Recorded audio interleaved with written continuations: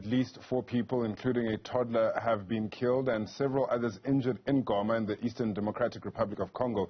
The incident happened earlier in the week following long-standing protests and demonstrations calling for an end to criminality and adequate health care and active leadership. Now, on the day, protests were observed at the Dead City labeled demonstration, which led to an invasion of North Kivu province bordering Rwanda.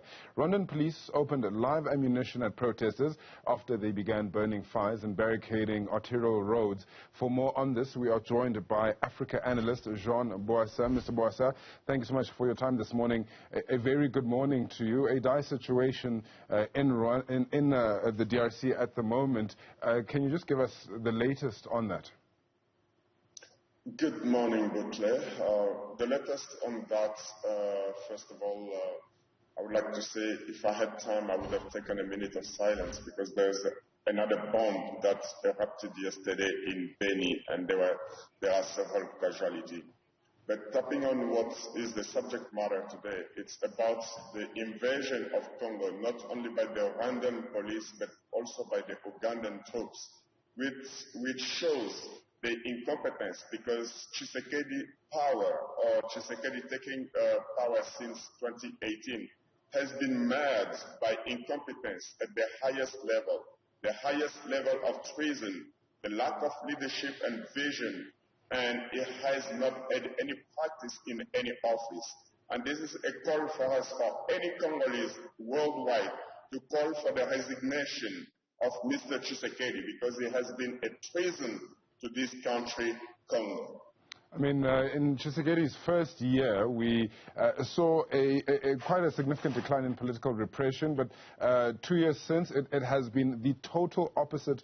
We've even gone and seen journalists arrested and detained without trial. Where freedom should be the principle, it seems like that is not the case. Detention is not the principle, with freedom the exception.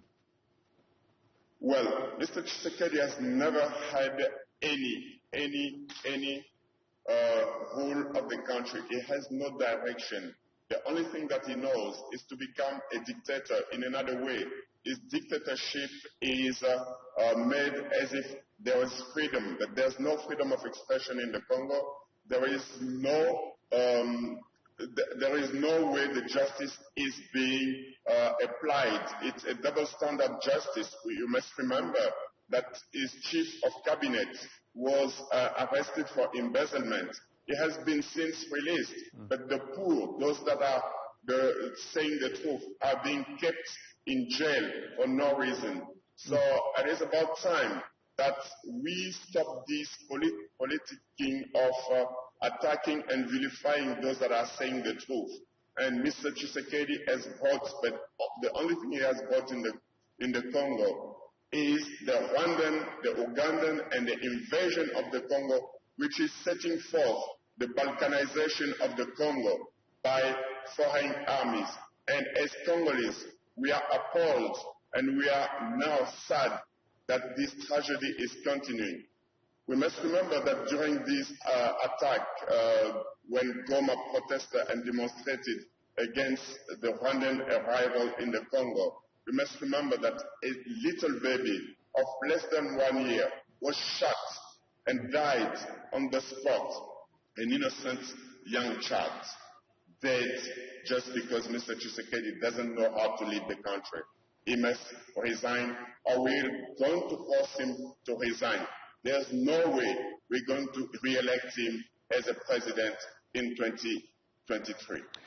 Mr. Bwasa, let's quickly speak about that suicide bombing that happened where 6 people died in Beni City. We know that Beni City hasn't been spared from protests as well. I mean, early January this year, 8 young protesters arrested. They were trialed for sabotage and violence, and after a big uproar, they were eventually released later on. Do you think that there are any links to what is happening currently in the country with this suicide bombing? Well, there are many links, because we know that Beni, that's the area where the so-called Banyamulenge have established their headquarters. And we must remember what happened in 2003 and 2002 here in South Africa, where we had the inter-Congolese dialogue. That inter-Congolese dialogue have yet to be examined and analyzed because we had the armed forces that were there that were mainly Rwandan people of origins that were leading the dialogue and which had as a plan to capture Congo, which is a long plan which we saw the likes of the then President of France Sarkozy saying that Congo must be split. And this is the plan that has been put forward now when Tshisekedi, after not winning the elections in 2018, it was a deal between Kabila, who also has Rwandan origins, to split the Congo so that they will take the minerals and all the wealth that is in the Congo, natural resources as well. So the plan is on move, but it is up to us as Congolese to stand up, rise and defend our land. There's no way we're going to leave this country. Nobody can sell Congo, and we can't divide Congo. And that is what is at stake now, that the bombing is to scare and to frighten the Congolese. Many have left their villages because of these rebels, and also the MONUSCO. We must also speak about the international community that has been accomplice of what is happening in the Congo. We know that the UN has been helping the Rwandan to settle down into the Congo so that Congo will be Balkanized in the same way they Balkanized Uganda, the Balkanized Yugoslavia many years ago. Of course, the Congolese government rejects that Rwandan forces are in the country at the moment. We've seen Goma city, there's been a state of siege that's been declared in the city. That's seen security forces replace civilians in their key positions, civilian servants in particular. What do you think the strategy is behind that, and what's that doing for the oppression, if I can call it that, of the Congolese people? Well, there's no state of siege in the Congo. This is just a make-believe security forces that are there. We have no state, we have no army, we have no security forces, we have no government as such. And we must remember that in that government, we have people such as Gisaro, who's the son of Gisaro in the 1960s, who established the plan for the dismantlement of the Congo. So some of these people are not Congolese, but they are Rwandan. Just imagine that I, Jean Bwasa, would become one of the councillors in South Africa here. I would be stoned to death. So this is what is happening in the Congo. Tshisekedi is embezzling the fund, is busy traveling, but he has not been able to establish any order in the Congo. So a state of siege does not exist in the Congo. It's just a way for them to occupy the Congo, to invade it in a silent way. In silence we die in the Congo, in silence we are crying, and nobody is coming to our rescue. It's about time we establish a new Pan-African movement that will be in the footsteps of Sankara, Lumumba, Magufuli, Robert Mangalise Sobukwe.